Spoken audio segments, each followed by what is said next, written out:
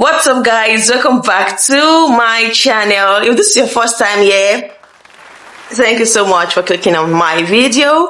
I am grateful. Don't forget to subscribe, like my video so that a lot of people or more people can get to see it, and also click on the notification bell so that you can see my videos whenever I drop any. Here we talk about love, lifestyle, and faith, and trust me, you are going to enjoy the content that I put up here. You've always been here, my OGs. Thank you so much, guys. It's because of you that I can do this over and over again. So I am very, very grateful. So guys, it's been kind of hard being a mother. I would not lie. You can see that I've been on and off, but life has been lifing. And sometimes I used to tell my mom that if you explained to me in details, maybe, just maybe, I would have changed my mind. But I love my son. I love him so much. He's the most gorgeous, oh my God, boy I've ever met. And I'm not saying that because I'm his mom. I actually birthed a speck. So, yeah, guys, without further ado, let us jump into today's video. I'll be back.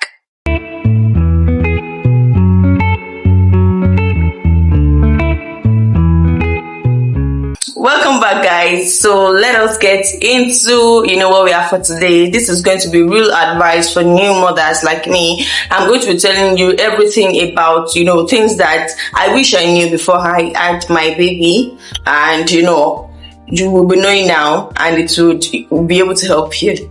So yeah, the thing is, fourth trimester is real, so prepare for it.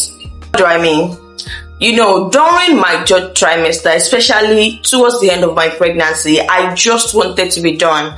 They will say by 40 weeks, the baby would be out. I was close to 42 weeks. My baby was not coming out. I was not showing any sign of whatever. No mucus plug was lost. Nothing. I was just there carrying this load. And trust me, babies are heavy. Not talk of people carrying twins, triplets. You guys are angels in human form. So it was really crazy. And then they're talking about fourth trimester. So I'm like, what can be harder than what I'm already going through? Like, what are they saying? There's nothing that can be harder than this. This is the hardest of all hardest. Because I was walking like an elephant. I could barely carry myself. I could barely sleep. I could not roll over. It was a lot. I was every morning, afternoon, night. So what can be worse than this? But trust me when I say fourth trimester is either the first, second, third trimester combined together. It is harder than it. So get ready.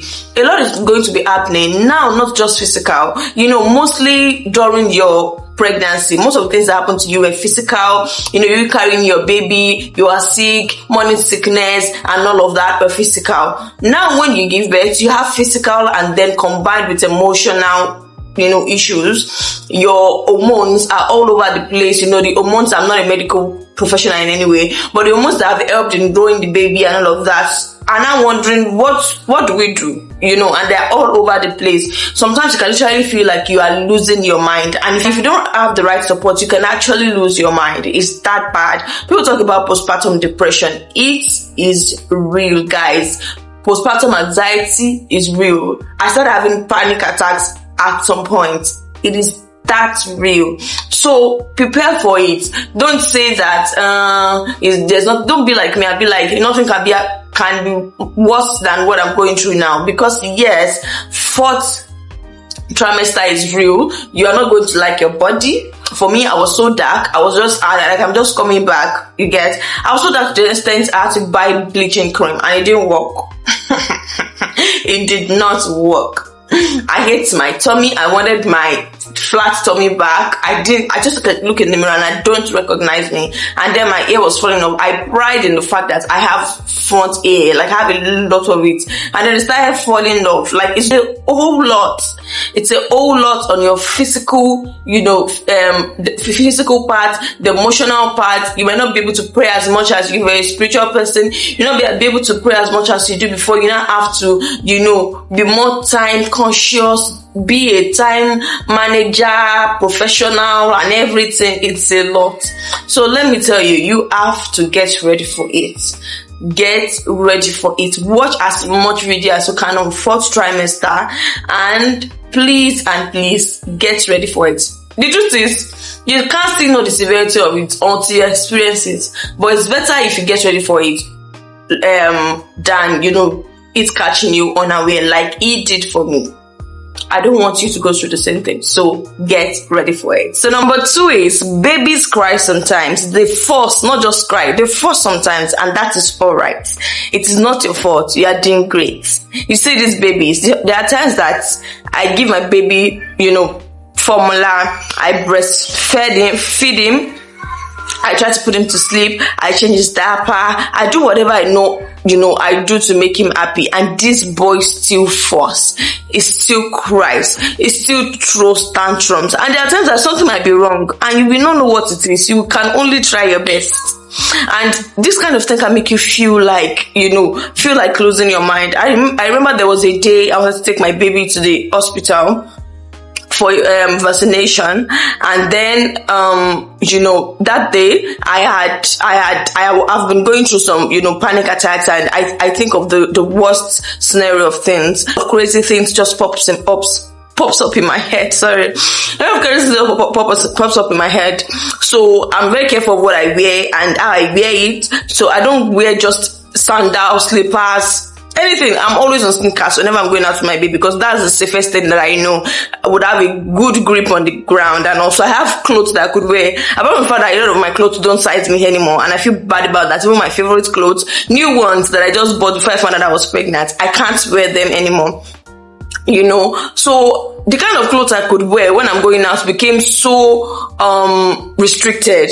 I have to put in the consideration that I have to breastfeed my baby in case he doesn't want to collect formula and all. And don't be like, because you didn't give him bottle right from time, that's why these babies choose to do whatever they want to do where they want to do it. I could not touch my baby for like 3 days since I've given back to him. So they had been giving him bottle before I was able to even produce milk. But this boy all of a sudden immediately latched and knew what was called feeding from source. He always wanted to feed from source. If you put breast milk inside bottle, that boy is gonna waste it. It took a lot of struggle before he started taking bottle back. So I digressed a little bit. So, you have to put in consideration. You have to put into consideration that whatever you are wearing should be comfortable enough for you to want to breastfeed your baby. And then I'm having panic attacks, so I can't really wear things that I would really love to wear. So this day, I changed like 3 clothes. Trying to look for the perfect one that I could wear, and I had taken care of my sneakers, so sneakers is just a go-to anytime I'm going out with my baby alone. And all through this day, we're already late for our appointment. My baby was crying all through. My baby was crying, and I'm still taking this boy for vaccination. He's going to cry more when we get there. So it was crazy. I was just rushing. I was packing my hair. My hair was not made. I had just my hair on, trying to comb it, brush it, straighten the front, do everything. And I was rushing, and my baby was crying, and I felt like I was losing my mind. I just sat down. I started crying like, God, why? What do you want? I have given you breast milk. I have changed your diaper. I have pacified you. I backed you. What else do you want? I was talking to the boy, and he was looking at me like this, and he was crying, Jima. Like, this thing was so crazy. He forced all through the day. Immediately his father came back at work at night, and I gave him to his father. I just broke into tears, like, this is overwhelming, babe. This is so overwhelming. I don't know if I'm even doing great. Now, my husband didn't even ask me any question. He just sat me down, took him from me, made us dinner, took care of him all through the night, and asked me to go and rest. It is that crazy. So they can force sometimes. You are not a bad mother. You are doing well. It happens sometimes like that. So just brace up. Brace up. Don't lose yourself like I did, because there's still going to be many more of it. And mama, you are doing great. So let's go to the 3rd point. It's long. So whatever help you have, take it. The nights are long, especially for people that are breastfeeding exclusively. You guys are trying. I breastfeed my baby a lot. I do 20%, formula feed and 80% breast milk. And I will tell you that it's emotionally draining. It's draining in every way. Physically draining. It's so draining. And the fact that they ask women to do this, and they say it helps with the immune system and everything. I really don't know, because a lot of us, even those people bringing up these stuffs, their mothers did not feed them exclusively. Don't come for me. Just let's put that aside. But when you formula feed a baby, the baby tends to sleep longer than when you breastfeed them. They wake up every hour, every 2 hours. And after you put the baby to sleep, then you're trying to find your sleep. And maybe after 15-20 minutes, you're able to get some sleep. And then the baby wakes up in the next, 30 minutes for you, 1 hour for the baby now. And then you're up again and you're battling with headaches and depression and anxiety and all of that. So nights are long. If anybody offers you help, take it. I know you want to enjoy this time with your husband and all of that and this and that, but trust me, no matter how supportive your husband is, a lot of this load is still going to be on you. I'm talking from the perspective of someone who has a perfectly supportive husband. The load, everything is still going to be on you. My husband's body is still the same. My body has literally changed. He's probably in work now, doing his stuff. I am here trying to, even though, I have things going on, but I am here trying to take care of our child. He's not the one to sit down back and take care of the child. He's not the one with the breast milk. I'm the one with the breast milk. I'm the one to suit the child. I'm here, back at home. I'm still battling with getting back my body shape, making sure that my hair is fine and everything. And they're still taking care of the home. So no matter how supportive your husband is, it's still going to fall on you. The nights are long. You're going to be awake for a long time. 4 months, 5 months, trust me, you're going to be awake for a very long time. 6 months, if you are doing exclusive breastfeeding and all of that, you're still going to be awake for a long time. You can't get back that sleep of sleeping at night and waking up in the morning. So when anybody offers you help, if it's during the day, you have any of your friends around, your sister, I have my sister around right now, my sister comes around, they are both amazing. They've been my backbone and support during this period. I don't take them for granted. Whenever you have this help, mom, please take it, because the nights are long and you don't know how long you are going to have this help for. So whenever you have help, just take it. This baby takes a lot of breaks. I can't blame them, because their tummy is not as big as yours. They are going to be hungry, they are going to cry, and they are going to wake you, and you gotta feed them and find your own sleep back. Get help, and whatever help you have, if you can't afford to pay for help, just accept it. Accept it. So let's go to the number 4 point. Let's be intentional about your relationship with your partner. Everything is not going to be the same again. At first, you have to wait for 6 weeks for your body to heal up before you guys can get meet. And then you think that's the end, right? That's not the end. Because this is that time go that I want to do that baby will start crying.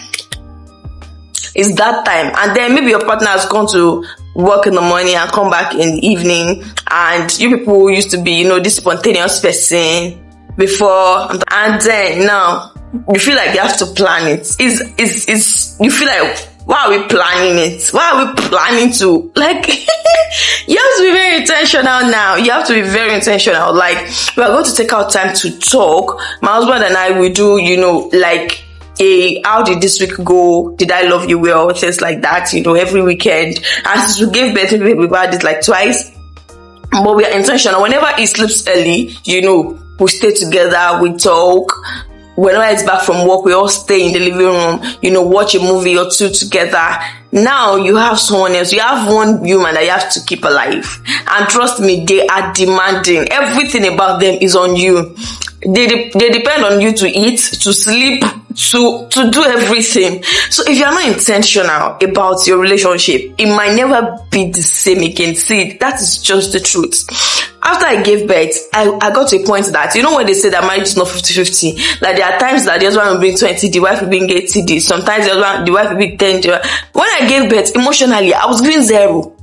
I did not have anything to give. I felt like I have given back to all the love that I have right now that I can offer, and that's the boy that people are saying. I don't have anything. I was irritated. Oh my God. I was so irritated. So I had nothing to give. So I was bringing 0%, and my husband was bringing 100%. At some point, he had to sit me down, like, calm down. How do you want me to love you at this point in time? And then I started telling him, see, everything I want right now is just affirm me. Just tell me I'm doing great. Let me know I'm still beautiful. Because what I'm saying in this mirror, I don't understand it. And sometimes it might be coming from work. I come with, maybe cards with notes in it, chocolates, things like that. Just to appreciate me. When it gets to work, send message and everything. Appreciate everything I have done. And, support me around the house. Make sure that I'm not... Things like that. Just... Guys, you have to be very intentional. Or else, you might never have your wife back. I hope any man who is watching this video, if you're not careful, you might never have your wife back. Especially if she goes to the postpartum anxiety or depression or panic attack or whatever. You might never have her back. You have to be very intentional to say that I would have my woman back. And for you, the woman, you have to be very intentional about, I'm going to still be able to keep up with the needs, the wants of my husband. So people have to be very intentional now. You have to be very intentional, or else your love might just go down the drain and never survive. You have to be very intentional about loving each other and being there for each other, and just, experiencing some parts of the past that I used to experience before. Yeah, so let's go to the last point. Everything is a stage. You're going to get through it. Guys, I'm trying feeling like myself again. I'm liking my body back. I'm not there yet, but I'm liking my body back. I'm literally like feeling like myself in my soul again, because sometimes I felt like I was literally, creeping out of my soul. I'm trying feeling myself again. I'm getting more sleep now. I even dare to wake up in the night to read. Yeah, I have the help of my sister. Don't let me brag all the way. But yeah, I'm literally feeling myself back. So everything is a phase.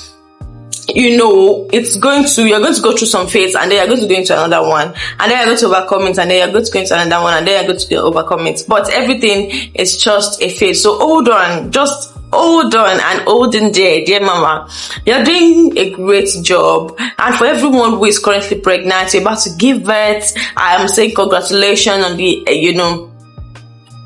expecting your new one, your little one. For new mamas, it's going to be a great one. Just hang in there. Trust God. Pray, please pray. For me, I couldn't really do the much prayer, but I kept on, just saying that word in my mouth everywhere I go. God, I need your help. Help me. Hold my hands. I don't want to lose myself. I don't know what is happening to me. Help me. Just keep saying those words, because God hears. He listens. Even to your silent whispers, He listens to all. So you're doing great.